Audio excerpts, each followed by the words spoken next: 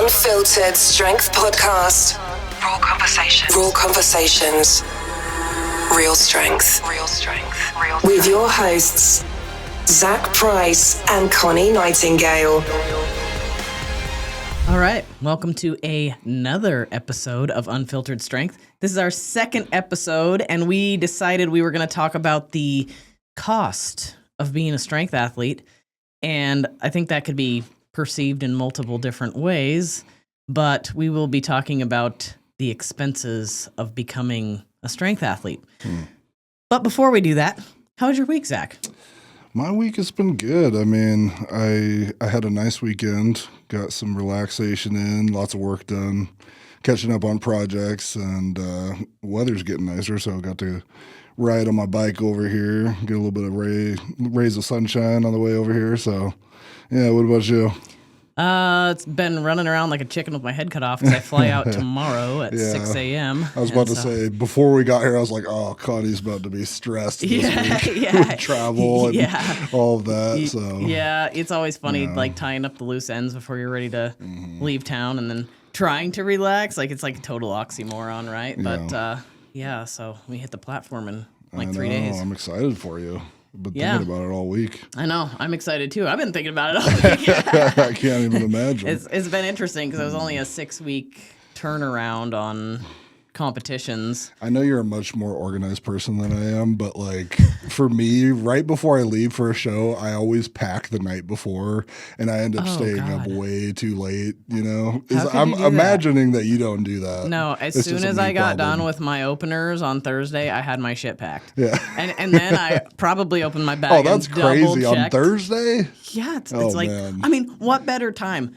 You just used all the shit, so you know you have it. I don't think I own enough clothing for that, though. Are we talking like clothing, or are you just packing all of it? Yeah. Like, I've been running around looking like a street bum for like 2 days because all my good stuff is packed already. So anyway, I'm yes, I am more organized than you because I don't want that shit over my head. I knew it was a dumb question to ask, but I'm like, I might as well see if it's a me problem. It's definitely a me problem. No, well, I'm ready to rip. All I got to do is just climb. I got to grab my makeup bag. Believe it or not, I do wear makeup sometimes. I got to grab that, and then I'm good to go. Ooh, that's another great idea for an episode, the stress of travel for a show. Oh, my God. How do you manage that? Well, and I'm an equipped powerlifter, and we come with a lot of baggage. Oh, yeah. I can't even imagine. Well, with strongman, I've heard a million nightmare stories about like people losing their checked bag, and you lose all your knee sleeves. I can't even imagine, because if you're a suited powerlifter, you lose your squat suit. Yep. Yeah, no, it goes with me on the airplane. You would not believe. I should make a cute little video on this. I fit all of my gear in a little Mickey Mouse carry-on, and I don't let that shit leave my side. That's funny. Yeah. So I never thought about that, I guess. Yeah.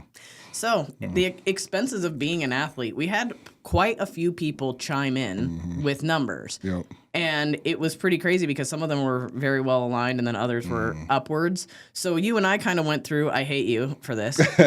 I was just going to kind of go through, well, what does a coach cost and what does this cost? And then you're like, no, we should figure out exactly what we spent. You being as organized as you are, too, I'm surprised that you don't have it already like broken down on a spreadsheet or something. I do. Yeah. And I try not to look at that because for me in my business, obviously it's a tax write-off. It hurts to look at. It's a tax write-off, so I have it all, you know. And so I had to get into QuickBooks, and I was like, airfare, oh boy. And then, I put it all in, and I was like, shit. And then we're not going to include, I basically spent the last 3 years driving to Kennewick at least weekly to squat with the crew over there and to bench with them, and because I had better help over there. Yeah. And so we're not even going to come up with that part of the expense. I literally just no food in my thing. It's just gym memberships, coaching, nutritionists, supplements, airfare, Airbnbs, all that fun stuff. But long story short, people, it is expensive. Yes. And we don't want you to be discouraged. No. Like, I can never do this because I can't afford it. There are plenty of people that afford it on a budget. And it's just like anything. I hate to sound this way, cliche, but if you really want something, you figure it out. We all do. And the big thing that we want to drive home here is how many people you're like, They ask you, you're like, I'm a pro strongman. They're like, wow, how much money do you make doing that? Yeah, big fat zero. Yeah. I mean, that's the cool thing is like us going through this, I kind of broke things down, and the prize money doesn't make up for I would imagine, we'll get into this, but with a lot of like the higher level athletes, like when you actually break every single thing down and you're even making, an income based off of your prize earnings, your sponsorships, maybe you're doing YouTube, a lot of the times for most of these athletes, I think, honestly, you're still, maybe breaking even or losing money still for most of it. Yeah, and there's actually a lot of stuff out there. People think that if you're like an Olympic level athlete, you're reeling in the dough and all of this stuff. It's not just powerlifting and strongman, folks.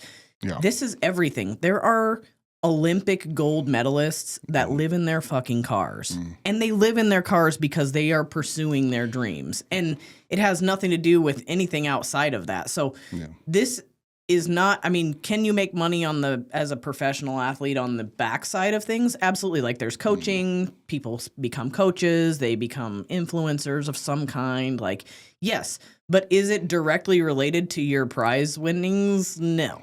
So that's the preface there.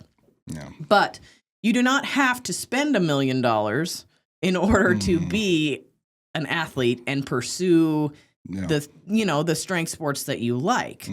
It's at what level you choose to pursue them. And then there's plenty of high level people out there that just don't pay for a coach. They don't pay for all the things. The only thing they pay for is maybe some travel. And for most of us, that's our vacation, right? Other people go to Hawaii. We go to I've had a real vacation in like 10 years because that's our vacation. It's like if you're taking a week off of work, it's to compete, Yeah. So, I mean, there's something to be said for that as well. But let's talk about the basics. Things that I would consider to be a non-negotiable as an athlete. Yeah. And I'd love to hear your take on this. But I feel like some sort of coaching. Now, this probably sounds funny. There are apps out there now that will program you. There are coaches. Like there are multiple levels of programming.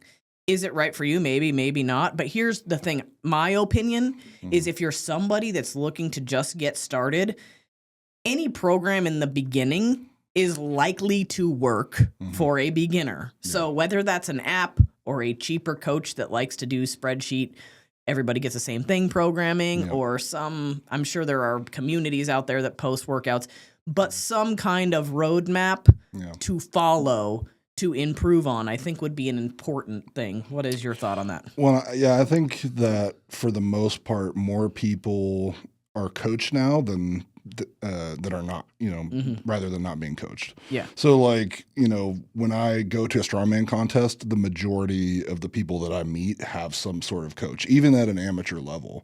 When I first got into strongman, that was a totally different story. There wasn't like that level of coaching going on. Like it was more so like maybe like you're training with people that know the sport and they're kind of like helping you through it.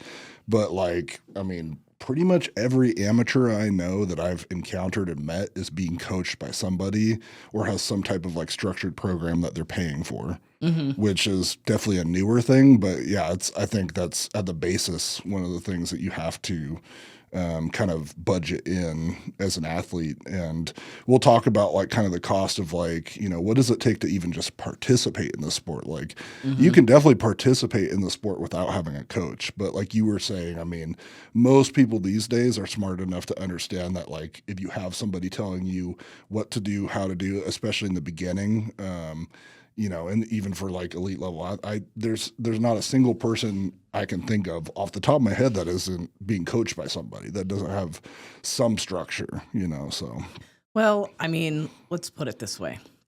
If you wanted to go to a place you had never been, you're likely these days going to plug it into your phone and it's going to tell you how to get there. Yeah. I don't know many people that are just going to start driving and hope they make it there. Oh, let's head east, Farewell. It's not like Columbus sailed the ocean blue anymore when it comes into these things. So somehow I still get lost when I do that. Yeah, you guys, and you don't even ask for directions, I'm sure of it. No.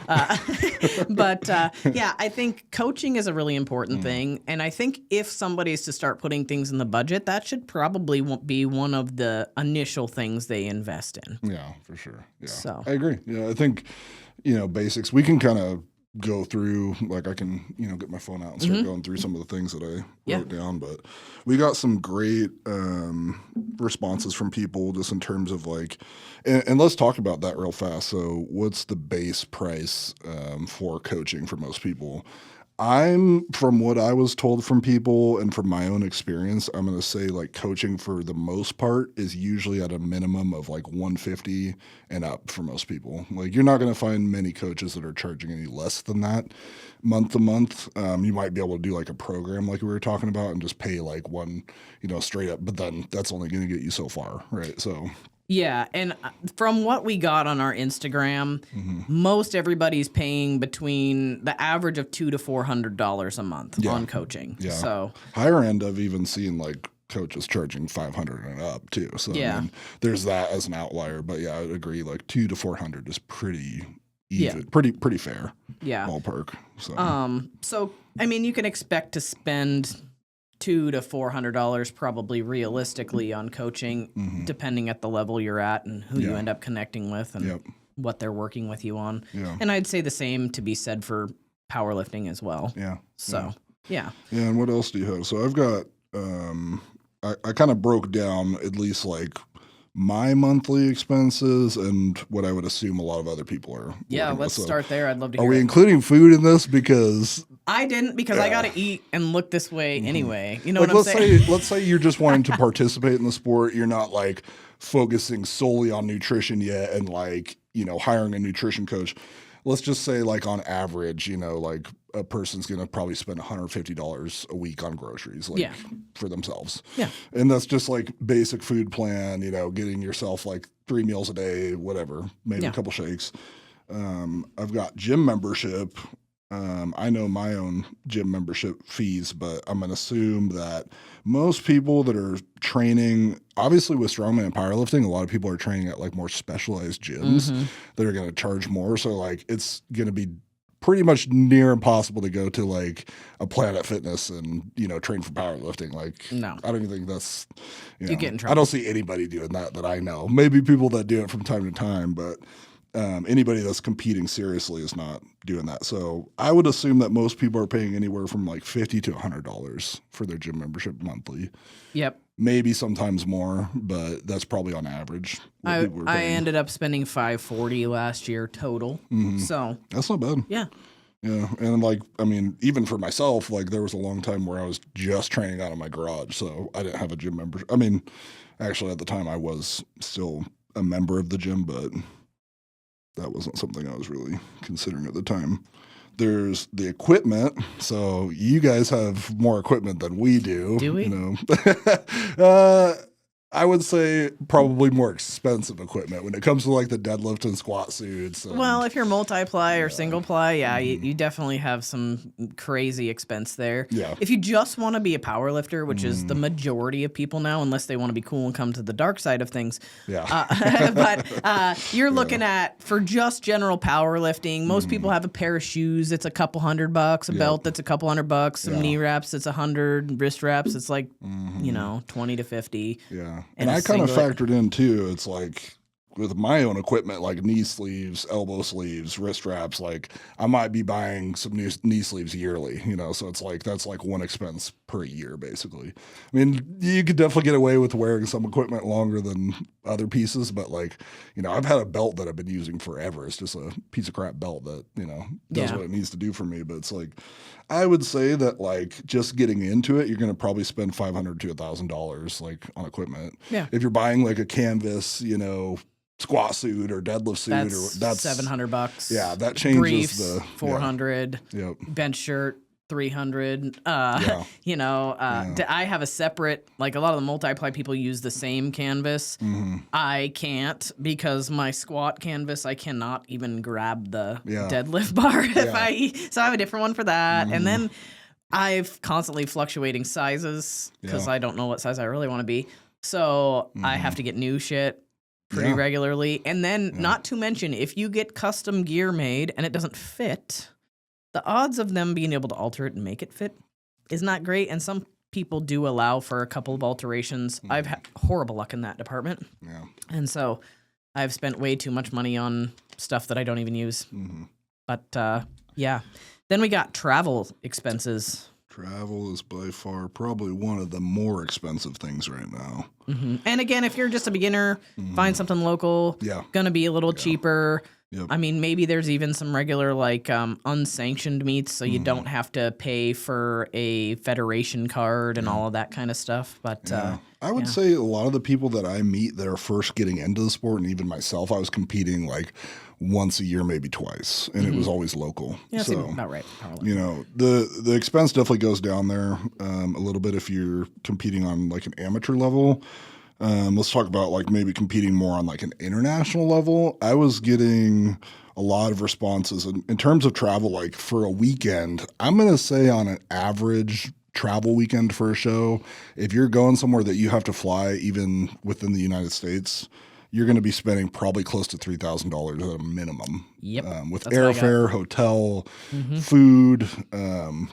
So that's, you know, like when people go and do like the Arnold every year, when people go and do, you know, like the Shaw Classic when they were still doing it, or I'm trying to think of some other like big OSG. Those are all shows where you're going to have to save up your bucks a little bit and expect to spend like probably $3,000 at a minimum, you know, and that just kind of depends on like, are you eating out for every meal? Are you getting an Airbnb? You can definitely pinch pennies. But I would say like, you know, with airfare travel, as long as you're, you know, buying your ticket ahead of time and stuff like, and you have it planned, you're still going to be looking at, you know, at least that $3,000 minimum. Yeah. If you're like going somewhere, it's like a, you know, drivable show, maybe a little bit less. But I mean, I drove myself to the Shaw Classic and I still spent about the same amount of money, you know, so. Yeah. And then time and then sitting in the car getting stiff, rigor mortis after you just been through a prep. And me, that would not work. But the benefit to driving though over flying is you can take more things. And that's kind of why, for certain shows, I will still drive. Well, and so, yeah, I had about the same as you. I spent $5,500 on travel for 2 meets, and that does not include food. That's just my airfare, Airbnb, and I did include the luggage fees and stuff like that in there. So, yeah, because now I think pretty much every airline's $35 there, $35 back if you want to check your bag, which you have to do because you have a lot of stuff. Yeah. You know, so. Yeah. And so another one that I want to address is equipment for competing in strongman. Maybe I would say with powerlifting, because it's squat, bench, deadlift. Obviously, with your side of powerlifting, you're squatting out of monoliths. I would say for the most part nowadays, most people can find a specialized gym for powerlifting where they can, you know, get on a monolift when they need to. But, you know, with like powerlifting, you can make it work if you have to out of a basic rack. Yeah. So you're still going to be able to like go to a normal gym, squat, bench, deadlift, get your accessories in. With strongman, that's a different story because there's so many. For a long time, for those that don't know, you know, with strongman, like it was always a sport of like most people were showing up to shows and they didn't even have experience on the equipment. So it's like there was a very long period of time, at least up until recently, I would say, where most people were showing up to shows. They were doing a log press, they were doing like a tire flip, they were doing a keg toss, you know, those types of events where they didn't have the equipment, but they were making it work. Now we're definitely in a time where if you actually want to be competitive and like be able to do well at a show, you need to have most of the equipment. And so there are a lot of people that are lucky enough to have gyms in their area that may have access to most of the equipment.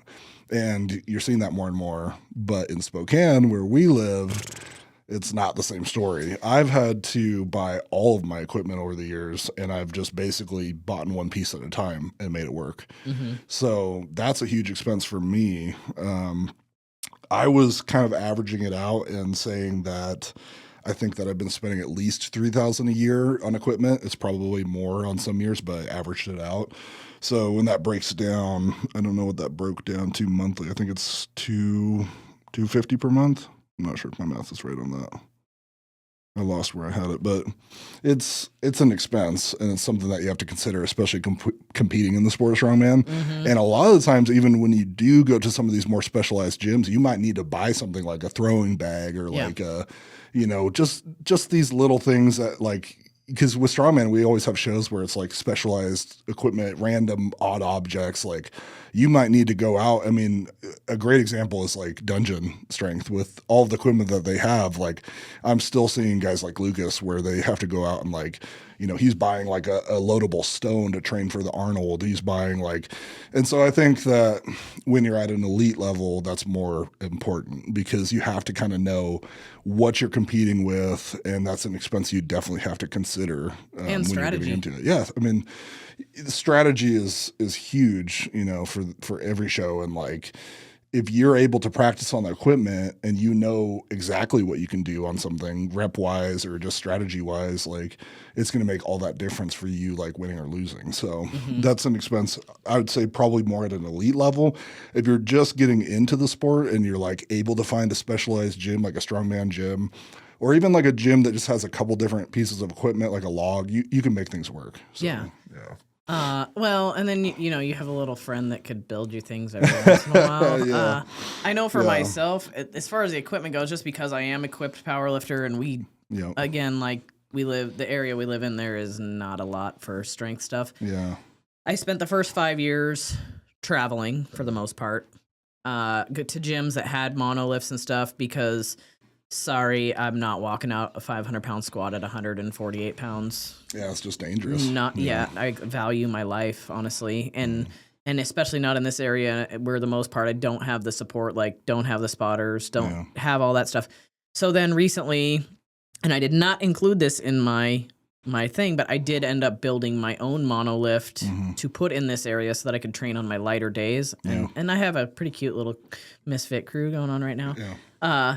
And so that was it cost me $2,700, but when I was looking at Elite FTS, it would be upwards of 10 to have it delivered. So I was like, screw it, how hard could this be? I made it. And then I have purchased many of the specialty bars and stuff that I like to use because it's not around and I like variation. And, if you're just climbing into the sport, you just need a barbell. Great. If you start getting further into it and you need variation. You mean like if you're training for world records? Yeah, that kind of thing. That kind of thing. If you're insane, you need it's nice to have a deadlift bar. I recently bought one of the 66-pound Texas squat bars. Because I put the one on my back. We put the one at the fitness center on my back with 500 pounds and one whole side was sagging down. And I was like, we're going to have a Joe Sullivan moment here in just a moment. So we are not doing, I literally went on and purchased a Texas It's only so funny to me because it's like so frustrating to see like specialty bars just getting abused. Like I can't tell you how many times I've seen people like doing like rack pulls with that red squat bar at the gym or like just stupid stuff where I'm like, come on, can we have anything nice? Like, well, and I take pride in the fact I'm not one of those crooked squatters. And that one day I was like, okay, this thing is worn out. Like, I put it on my back and the whole side was sagging. And then we were looking at it and it was in the rack and the whole side was sagging. And I was like, yeah, not doing that anymore. I'm all done with that bar. And I ordered myself a 70-pound or the 66-pounder. But I was like, this is. Yeah. It's and nice. when you're squatting at such a high percentage of weight, and it's like that becomes really dangerous. Like you were talking about the Joe Sullivan moment where it's like, you can't just willy nilly go into gyms and like trust bars these days. Like you don't know what, is going to happen. Like, is something going to break? Like the older I get and the longer I've been doing this, the more I consider like safety things, in the gym and around me, or even spotters, that type of thing. But getting off a little off course there, but yeah, I mean, like when you're training at an elite level and you need to like know the equipment and you need to kind of have a feel for what you're using and you're cautious of your safety, that's an expense as well. So something to think of as you climb your way up the sport. But another one I have is recovery. That's an expensive one for me. Dear sweet baby Lord in heaven, it sure is. And I have thought about this. How many people don't do it? They don't do it, but they're the same guy that lasts 2 years and they're totally gone. Like, I tore my shoulder out. I can't compete anymore. That's those same people. But recovery is incredibly expensive. And then I was thinking about this on top of that because I hadn't originally put that on my list. And then Zach was like, oh, what about recovery? I was like, oh, no. Don't want to calculate that. But and then you get into, like, if you get hurt, how much does that cost? Do you want to last in the sport? That's the real question is, are you willing to invest in your body and make this like a 10-year, 20-year thing that you can do? Or, I mean, there's definitely levels to this. Like we can start, with somebody that's just getting into the sport.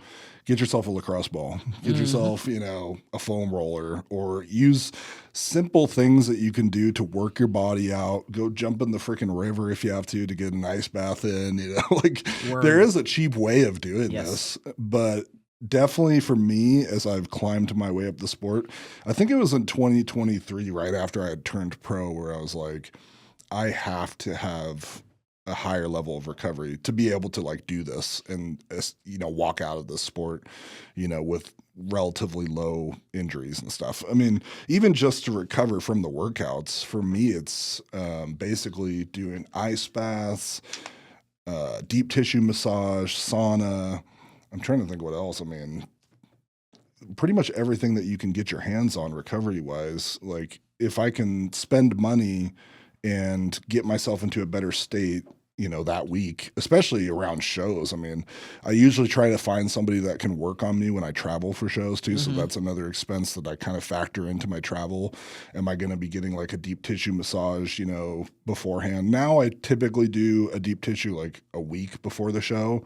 But yeah, I mean, recovery is a huge, and that can kind of branch off into like supplements as well. Like what supplements are you using to recover from your workouts? How much protein powder are you using? Are you using carb powder? Are you using creatine, which you should be? Are you using, amino acids? Are you using, so it all kind of goes back to the same thing here. Well, are you a beginner in the sport? Are you just trying to participate and enjoy the sport? You can definitely get away with like a lower, level of recovery expenses, but there's workarounds. Yeah. Like you said. Yeah. So how much did you spend on recovery in the last year? So massages for me, if I'm getting 2 a month and I do an hour and a half massage, that's what I do. $300 a month. I also have a monthly membership to a place out here in Coeur d'Alene, actually, which is an amazing place. They have a sauna and an ice bath, and that's $120 a month. It's definitely on the higher end, but I was actually paying for somewhere in Spokane that was more expensive, and I was getting less out of it, actually. So then I could kind of branch out, like chiropractic. I don't do a whole lot of chiropractic work anymore. Yeah, that's an expense. I mean, if you have health insurance, maybe you're paying like $20 to $40 a copay. Are you doing that twice a month, 3 times a month? That's another thing to consider. Physical therapy. My physical therapy expenses right now are pretty high because I'm doing 2 sessions a week, so that's $80 a week. Kind of necessary for the injury that I'm working through right now, but I would say at an elite level, a lot of the professional strongmen are doing chiropractic, massage, PT, and some type of like cryo or ice bath place. And so you're looking anywhere from like $200 to $500 a month just in recovery. And I was trying to keep things on the lighter side as far as like I'll just, I spend a lot more than I have on this piece of paper here, but I do body work. I try to do it twice a month. Yep. I put that $150 times 12 months. I do it at least once a month. So I counted that. That's $1,800 a year. Yeah. PT, I go to my physical therapist every week. You were just telling me you were there before this. I was there before I I didn't know came you here. did PT. Oh, yes. I have lived with Brian, my physical therapist, for 5 years. You probably told me at some point and I didn't. Yeah, and he's the man, but yeah. PT, I go every single week. Yep. I personally do my labs Yeah. meticulously Yeah. for a multitude of reasons. First of all, it's nice to know what your body is doing in prep versus out of prep. It's nice to know that you're optimized. And I want to know how I look on my worst and my best days. And like I wasn't drinking enough water and eating tons of protein, and my kidneys were a little pissed off at me for a bit there, and I remedied that. And training, like there's a lot of things.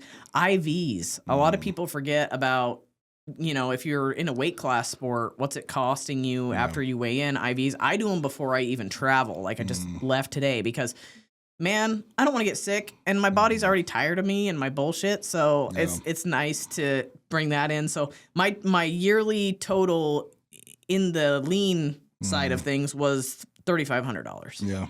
So, yeah. Yeah, there's so many hidden expenses, I think, too, that we don't, even things that we're probably not thinking about right now. But, it's like you might travel to a show and you forgot something. Like you forgot, I don't know, some type of supplement that you're taking or, something that's necessary for you to, like, still be able to compete and be in the same environment or scenario that you were replicating at home. So there's always that too. There's been so many times that I traveled and I wasn't prepared with food, and it's like you're spending way more than you should in an airport on, jerky or whatever it is that you can get in. And sometimes, honestly, it is just hard and difficult to travel with food anyways. So, there's some hidden expenses there. Another one I wanted to talk about was supplements. We can kind of give like a this is an interesting one because it depends on what type of supplements we're talking about. But, for a beginner, like I was talking about earlier, creatine, protein, those are the basics.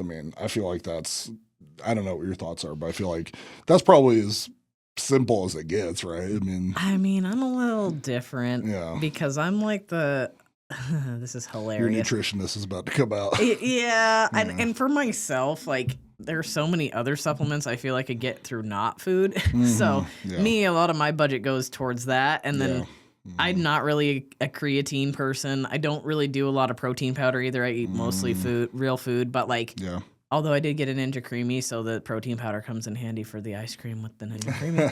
But, depending on, like, for the beginner, protein powder's great. Yeah. Creatine's a good one. I should honestly take it myself. I just forget because I have so many other things that I'm taking. Yep. So. Well, and that's kind of here, the moment for honesty. Like, let's be honest. At an elite level, there are peptides involved. There are hormones involved. Like, that's involved in the sport, and they're, for the most part, most people are doing it at a high level. So that's another expense. We don't have to get into it per se on like what people are spending, but it's up there. It's like, I personally, I have used growth hormone in the past, especially if I'm injured. Yeah. I will say that I know people though, like for me, if I'm using something like that, it's like the babyest amount, so it doesn't really financially impact me horribly, but I know people that use insane amounts of like growth hormone and stuff. Yeah. And that shit is really expensive. I'm like bodybuilders. Yeah. Like I want to say at Swiss, Chase Iron said he was using like 11 IUs of growth hormone. I'm like, how the fuck does somebody even afford that? Yeah, plus I want to know what your like fasting insulin levels and blood glucose and all. Obviously but you know what I'm saying? Like, and those same people, not that guy in general, but like people will spend astronomical amounts on like bad gear, not the gear we're wearing, but the gear. No, I'm not going to say it's bad, but like, on performance enhancement.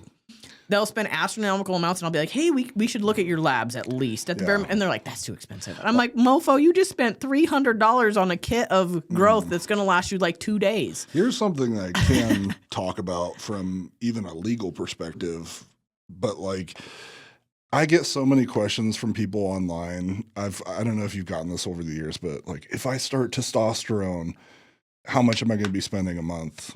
And it's like, well, that kind of depends. Yep. I'm on a script. Me So too. that's just something that I'm going to be on for the rest of my life now. And just for my like script and my medical fees for that's $140 a month. Yeah. So that's something that you have. I mean, if you're going to dive into like the higher levels of these sports and you're going to mess around with hormones and stuff, just expect that you're going to be paying for either a script or you're going to have to get like gear from other people that you may or may not be able to trust. I think the script is the way to go. Obviously, being older now and like making smarter decisions, but that's something that you have to factor in. And I get that question so many times from like young kids, obviously, that I'm like, I'm not going to. Well, and the thing is you pull that trigger, you are now going to be on hormones for the rest of your life, regardless of whether you're performing or not. Because, I mean, in most cases, most people don't get that back. So, and you being somebody that is a hormonal specialist, nutritionist, like you understand that you take one thing and that may cause 3 different side effects that you have to take 3 or 4 different things to manage and handle. Craziest shit ever. It is almost so cool. I want to be like, I mean, it's. I mean, I'm not saying whether it's good or bad cool. I'm just saying, like, there's a lot of times people send me their labs. And I'm like, wow, holy shit. Yeah, and labs is another thing. How much are you spending? I don't know off the top of my head because insurance covers part of my labs, but like, I mean, what would you say people should be doing, like blood work? I mean, every 3 months or so. It depends. Like if you're an enhanced athlete, you should. I mean, this is negligence, right? Yeah. A basic CBC and CMP is like $20 freaking. Yeah. Why are we not checking our liver function, our kidney function, and all this? People are like, no, I can't afford it. Bro, like we just talked about. I am one that was guilty for a long time not doing that, but now looking back, I had the money to do that. It was just always like making an excuse like, well, that's another expense. I can't spend money. And now I'm at a point in my life where I have to make sure that I'm doing my labs and I have to check things. And I know plenty of people out there that have kidney failure, they have liver problems, they have all these things. Could have been prevented by a $20 test. Yeah. Like, seriously. And how many of those people are still going out and spending money on something stupid? Like they're going to a restaurant spending $100. It's like, dude, eat a meal at home and then you just saved yourself enough money to get your labs done. And even like, for me, it's like understanding that I'm going to be on a script for the rest of my life. Like that's an expense. Like that's just something. Even one day when I'm retired, that's something that I have to understand. Like I'm going to be using this for the rest of my life and it's always going to cost money. So that's to answer that question for like the young kids that are like, well, what would it cost? It's like, it's going to cost you regardless for the rest of your life. Regardless of finances. Because when you make that decision, and this is a whole nother conversation, but like when you make that decision, and this is where the financial aspect comes in, like you're going to be paying on that for the rest of your life, whether it be like, I've met some people that have like ran cycles or like used hormones for years and they are able to like get their hormone levels back in check and not be on a script. Yeah. That's possible, doable. But for the most part, most people aren't able to do that. Like once you start introducing compounds and you're like messing around with things, you're going to be having to correct that over time. And how many people, they don't start with the basics. They go straight to the top. They skip like half of the flight of stairs and they're straight to the top and they're on the hardest, worst compounds out there. Yeah. And honestly, coming from a person that looks at labs all day, every day, hundreds and hundreds of cases, I can tell you most of those people are doing those things paying the price with their body and their wallet. Yep. And they're not even getting better because all of the rest of the status of their biology is saying fuck you. Yep. So anyway, that's enough of that conversation. But I think it was one that needed to be had because I agree. It just fits the bill. I just you're can't- paying. yeah. It's not just a financial thing. You're paying. I can't not go over that because I think it's especially with the younger generation and kids that are wanting to get in. I've met so many kids. Like I still say kids because they're like either below 18 or they're like just turning 18, whatever. But it's like they want to be world's strongest man. They want to be, and it's like that's something you have to understand is like obviously don't do that right now. But that's a whole nother conversation. Well, and I'll just dive into this real quick because it's a great time for it to come up, and it may not come up again, so we got to address it. But I have my son is 19 years old, and he started in the gym with us pretty young, and some of the people that I lifted with were massive. Yeah. And he literally looked at me and he's like, "Hey, Mom, is so-and-so natty?" And I was like, "Fuck no, they're not natty," And we had to have, because my kids are raised in this environment. My daughter's less into the gym, but my son very much was. Yeah. We had to have this conversation because you know what? I would rather him have an understanding of these things and what goes around than go to school. Like, how many people do you know at school on football teams doing all the things? Like, now it's the Wild West out there. I think it always has been that way, too, a little bit. But it was now with social media, it's fueled even more, and it's like, man, you got to be careful out there. This is a whole nother conversation that we can have on a podcast sometime. Anyway, but what else did you have for anything else that we can't? Okay, media. Like, who doesn't? I mean, there are people that do it. I'm a professional photographer. I know how this goes. That's my side hustle that I love because that's when I am my social butterfly self. But media. Me personally, I love photos so much because I take them and I'm always trying to capture the emotion and the moments and all these things. I always buy the photos, always, because you never know when, something amazing is going to happen and you don't have footage of that. And so for me, I think media is important and it's really expensive. Yeah. So last year I spent about $500 on just meat photography. That brings up a great point, actually. Most people at amateur level shows are buying a photo package now. Yeah. So how much would you say, like on average, a photo package is going to cost? Probably $125. I know all of the bigger meets that I've done, it's $175 or over $200. Okay. So that's another thing that if you're going to be competing in a show, you have to kind of factor into, are you going to get photographs? I would suggest doing it because, if you're really broke and you can't afford it, have your buddy take a couple pictures on their phone, And then they'll be pissed off because it sucks. And, But if you can afford it, make it happen because it's something that you're putting all this time and energy into. And you honestly never know, when your last show is going to be. You never know where this is going to go. And so if you can, make it happen, put the money down and get some pictures, it's like at least you can look back on that someday. Hey, I did this. I lifted this weight. I, competed at this contest. And that's one for me, we didn't have that as much when I first started competing.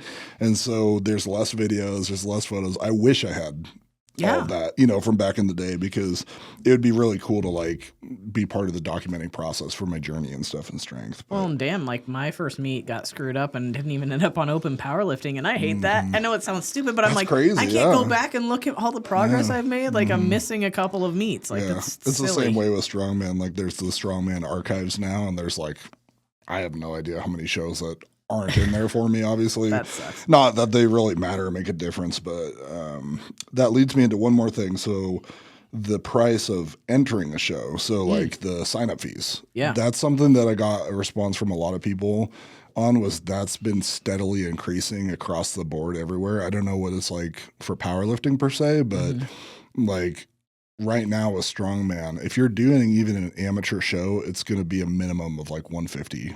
Yeah. I'm sure there are some shows that are maybe cheaper out there still, 80 to 100 to enter, but there was a few shows that I know of this year where the sign-up fees, I know for OSG, it was over 300, I think. Yeah. So that's something else you have to consider, saving away for. Are you going to put money away or even budget on a monthly basis to save up for that show that you're going to be doing? Fortunately for me, a lot of the shows that I did this year, I got paid back for to do. So like they'll repay you your sign up fee if you're a pro. I think the only show that I did that I had to pay for and I didn't get a return on my money was the Arnold Amateur in 2025. But every other show I did, like, I kind of did a bit of a breakdown, which is funny because looking back, it's so little money that I made. But so in 2025, out of all the shows I did, I made the most at the Shaw Classic. I made $2,000. At the Rainier, I can't remember exactly off the top of my head, but I want to say it was $700. The prize money at the Rainier has definitely been changing over the years. And then at ASM, the last 2 years, I made $500. So not hiding any, expenses or anything about my prize money there. Like the Shaw was nice because it's like, I don't think anyone knew they were going to do prize money. Like, I don't know what they've been doing for the podium placers over the years, but that was kind of like a nice little kickback, although I do get taxed on that one. I was just going to ask how that, but the cool thing, so the business person in me is like, as a pro athlete. Yep. Write-offs. Write that shit off. Yeah, dude. so I actually did end up writing it off, and it balanced things out.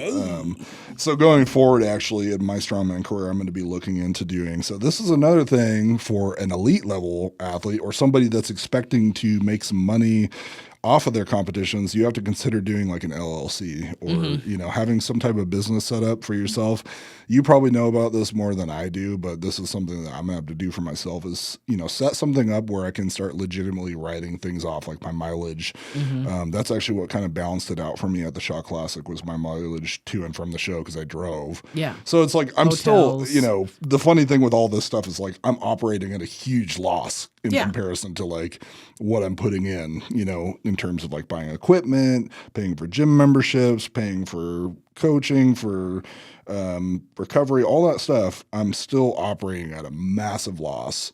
But if you're going to be competing at an elite level or at like a high level, you have to consider, I would say, like if you get your pro card in strongman, you should start considering doing that for yourself because there's going to be some money at certain shows and you want to make sure that you're not going to be getting taxed on that and like losing more money because you're still most likely operating at a loss. So as long as you're covering your bases and figuring things out that way, like, that's something I think is definitely important when you get to a higher level. I don't know what it's like for powerlifting. Well, powerlifting doesn't pay shit. Yeah. Like, if you go to like some of these bigger meets that are very rare, you have maybe a chance of winning something. But for the most part, even some of the elite level meets, they might have a couple good prizes for like best lifter overall. Do you guys ever get swords? That's bodybuilder, right?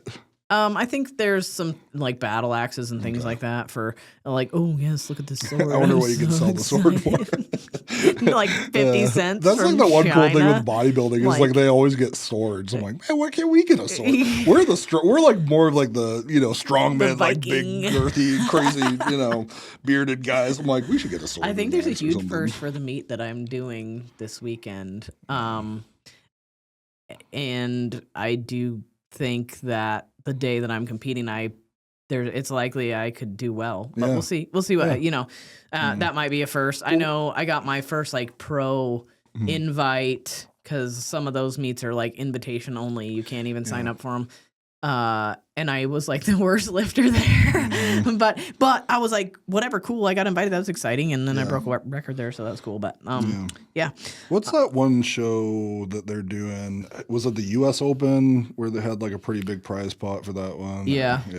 Then they've got the Sheffield. That's like big. The WPO's big. But just for people that are getting into this, let's just make it 100% clear. Like, unless you're at that very elite level, like you're the top 1% of your sport, you're not going to make a lot of money doing this.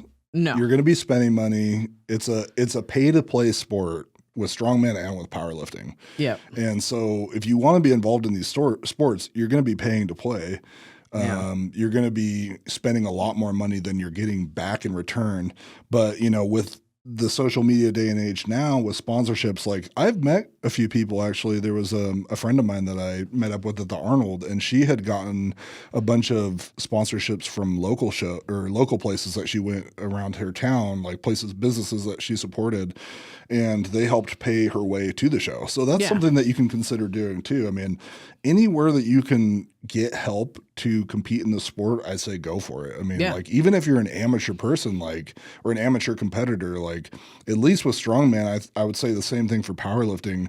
It's a niche enough sport. Like you can kind of like sell yourself a little bit to some of these businesses or places that I've had little sponsorships over the years that helped me out, like $500 here, 500, like even little bits help. Little bits help. Yeah. I mean, it's like if it can remove a little bit of that cost for me traveling or something, that's something that you should consider. Yeah. But kind of wrapping up like some things here. I mean, did you have any other expenses you could think of?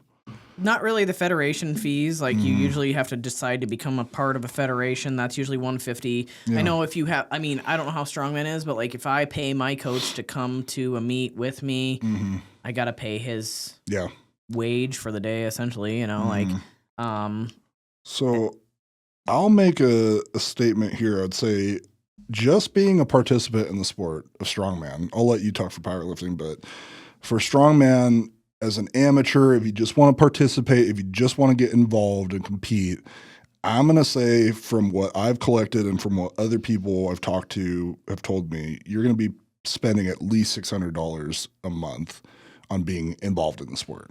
Yeah. That's not like being like a champion or like an elite level competitor. That's like a baseline just for getting involved. And that's a lot of, and that's like removing, like that's, if you're in the scenario of even being lucky enough to be in the gym where you have the equipment and all that. So, I mean, that's, I would say a minimum just being involved. Yeah, I would say I didn't do it on a monthly rate. I figured you're at like $4,000 or $5,000 a year, which seemed to be a common response. So, we can dive into this, and I can read off some of the other replies that we got off of social media if you want. But I'm thinking about 5,000 probably. Jeez. I mean, yeah. I just mathed the 600. That's 7,200 a year. I mean, it's expensive just to participate. I don't think people should get scared of numbers. No, this is not to scare anybody. Because seriously, how many people spend that drinking beer every night or Netflix? 100 Netflix. Whatever. I don't even know the names of the. They're buying all the subscriptions. They have the best. Literally, some people go on vacation. We like to go to meets and stuff. Like, it's not a scary number when you start whittling it down and to do something that you like to do or love to do. And honestly, there's no point ever that I think it is detrimental to become a better version of yourself. Yeah. And to me, you can spend money on other things, or you can spend money on becoming better mentally, physically, spiritually. And this sport rewards you that way. So to me, it's a very small price to pay. Yeah, and exactly like Connie was just saying, it's not to discourage anybody that's getting into this. The whole reason we're having this conversation is because us as human beings, like we live in, especially in an economy nowadays where like we're afraid to look at what we're spending on things. Like there are a lot of people that are, I know myself personally, it's like all the subscriptions, all the little things that you don't account for where it's like, I gotta, spend $100 on this or that. And it's, you don't think about all the expenses, but this is to encourage you. Like most people can afford that. If you're working a full-time job, or if you're in college, even if you're like a college student and you're working part-time and you want to get involved in the sport, there are ways to do that. And like you were saying, it comes down to like, how bad do you want to be involved? Like how bad, what are you willing to do to be involved in the sport? Are you willing to eat like, maybe some chicken and rice for a while and some beans and rice? Like I can't tell you how many people I've met that had to really pinch pennies to be involved. And bodybuilding is a great example. Like there were those old videos where I think it was Animal. They used to do videos where it was like bodybuilding on a budget and, going to the store and spending like $50 and getting your meals. There are people that have, I think there's a great takeaway from this episode is like what we see on social media is like these people almost living this lavish lifestyle where it's like, well, they must have a lot. I would do that sport too if I had the money to compete. Oh, shit, but the I hear that all the time. reality is that most people don't have the money. They're pinching pennies and they're finding ways to make it happen by budgeting with their food, with their recovery. Like, I mean, there were many years where I was literally just using a lacrosse ball, and like I was hurting like crazy, but I was making it happen. And I was, eating chicken, rice, beans, whatever cheap food I could do to put weight on still and put muscle on and recover from my workouts. But I mean, that's really the whole point here is like, I think that's why this episode is really important is people already have a really hard time talking about finances. It's kind of that hush hush thing with people in society. Like, I don't want to talk about how much money I make. I don't want to talk about like this or that. But the reality is we're all mostly, for the most part, people that are competing in these sports are on a budget of some sort. I don't know many ballers out there that can be honestly. If you're a baller, you're probably not getting into these sports because you probably are spending your money on something more, like. I can't think of a single person that's like a real solid strength athlete that's like making music videos with $100 bills under themselves. Like I've met a few people that probably had a one up, a little bit, like they came from a little bit of money or something, but. At the end of the day, you still have to figure out how you're going to make that happen. And the financial side of that is a huge aspect to planning out your goals and making them happen. Yeah. So it's important to address. It's important to talk about. Yeah. I'm glad that we're having the conversation about it because even for myself, I'm like breaking things down. What did you total your thing out? I didn't like total out the year. Like I kind of have some weird months where it's like I spent weight, but I would say with travel, I broke that down. I traveled 4 times and at least I averaged it. So I at least spent $12,000 just on travel last year. So that's quite the expense. But I traveled 4 times. I competed 4 times. Yeah. And that's not even including like the little trips that I made, like to Seattle to train or that. I mean, that's even if you're just taking a weekend to go for us to Seattle and train, like that could be $1,000 weekend easy. Oh yeah, all the time, like easy. When I was driving to Kennewick to train with the crew down there, I would literally stay the night sometimes because I couldn't get done training at 9 and then drive 3 hours home. No way. That's where it's helpful to have somebody you can crash on their couch. I wish, man. Towards the end, there was a couple of people, but it was costing me $200 a week basically to go down there. But my total was $15,000, and that's not including like building my monolift. Yeah, that's not including the bars and stuff that I bought, like food, none of that. Like that was just strictly my strict necessary things. Yeah. Yeah, that's what I had, and we can read. We've got a bunch of people that sent us things. We can read what their expenses were as well, if anybody's curious. Well, and just real quick, I mean, to finish up what you were asking me, like my estimated cost for competing, like as a professional strongman, putting as much money as I can put into it every year, I definitely spent near $30,000 just on strongman alone, like with everything, included. So, and it looks like in the Instagram things, most of you pro strongmen are up into that area. We've got somebody that's 35,000. We have a guy 2,000 a month. We've got somebody said it's really hard to calculate because there's lots of crossover with other parts. Yeah, that's why I didn't pull in food because of that. Yeah. We got somebody $2,500 a year, 8,500 Australian, which is about $5,700 a year. So far this year, we're only in April. They said. Kyle was the one where he was at 35,000, right?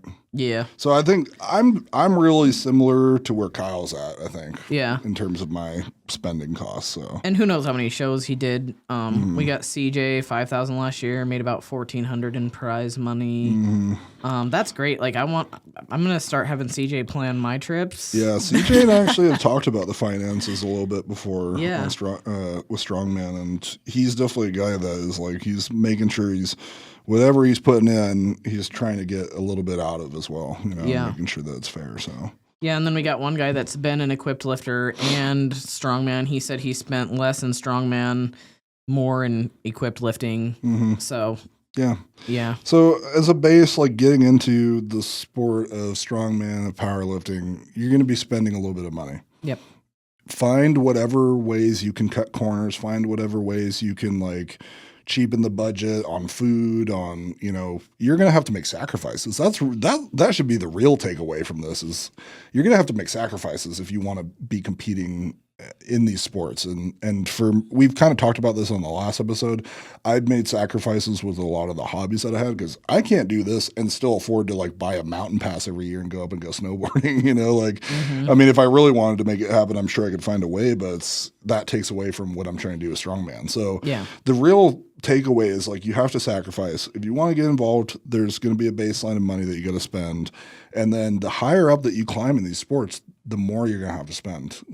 And that's true. Like if you look at these guys like Halfthor, Brian Shaw, I can't even imagine what they're spending on their bodies per year. I mean, the recovery work that they do, the food expenses, the travel, I mean, they're gone like every freaking weekend, it seems, So the amount of money that you're spending, yes, they're making probably a lot more money than we are being at that higher level of like popularity, having YouTube channels, that type of thing. Like, so, are they making money? For sure, but they're spending a lot of money too.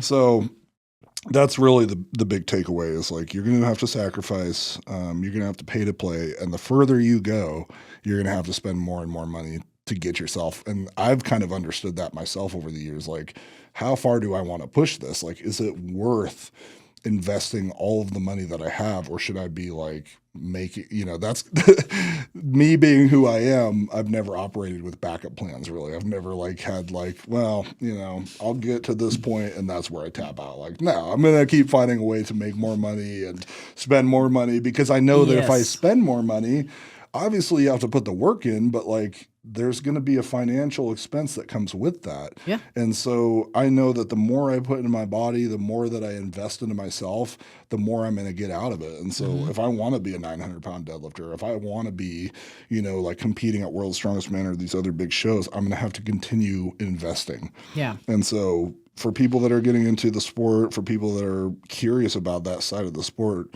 you're going to have to spend money. And if you can find sponsorships, if you can find help, and don't be, please, for crying out loud. I don't know how you feel about this, Zach, but don't be one of those people that's like, I can't afford it, so I'm just not going to do it. Like, seriously, nobody that has true passion lets that dictate your shit. Like, I freaking hate it when people say shit like that. Like, because literally, if you really want something, you're going to figure it out. And I hate to sound like one of those people, but I'm going to be one of those people like, I don't know how about you, but if I get something on my agenda that I want to go do, I'm like, okay, cool, I'll just work a little bit more, or I'll figure out a side hustle, or I'll do this or that, because like part of the dream is making the damn dream come true, So that's how I feel about that. One question, I think, if we have enough time to answer that real fast.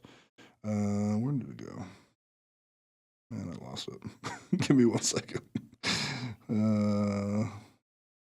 I actually got more questions than I anticipated. Okay, so my friend Ethan is asking, what's your best purchase for a home gym for strength gains, and what's the most expensive part of your career? So I'll let you answer that first. I mean, if you're starting with zero, a damn barbell is really good. Like, we all need a barbell, right? So that's, I think, probably one of the first things that I know the first thing I bought, it was a log. Oh, a log. And I bought it off of Strength Shop. Just like, well, I gotta have a log. Like, I gotta understand how to press on this thing. And that was $300. So and that thing I carried around with me. I moved 1,000 different places in my younger 20s, and like I would take that log with me into different gyms, and that's just how but I would say if you have like a place to live, like if you have a garage or like some place to like have a home gym set up, a squat rack and a barbell. Yep. You're going to get the most out of that for sure. For both strongman and powerlifting. Obviously you need some plates that come along with that, but you can buy one at a time off of Facebook Marketplace. I don't care. Like make that shit happen. But what was the second part of the question? And what was the most expensive part of your career? So maybe like the most expensive phase of your career, I guess. I don't know. I think just traveling to meets that are out of town. Travel is so damn expensive. Airfare is crazy. Yeah. I think that's probably the most expensive Yeah, part. I'm gonna say travel the same. Like you kind of have to narrow down what you want to do, and that's what sucks for people that are ambitious like ourselves. Because if I had my choice, I would do every show. And it's like I would do everything under the sun and be there and be able to like prove myself or like show what I can do at a different show. But Yeah. realistically, that's not possible for most people. Like, No. I mean, 2 for a me, year, even maybe. competing 4 times last year, that was a lot. That's crazy. And I had to like really figure out how to make that happen.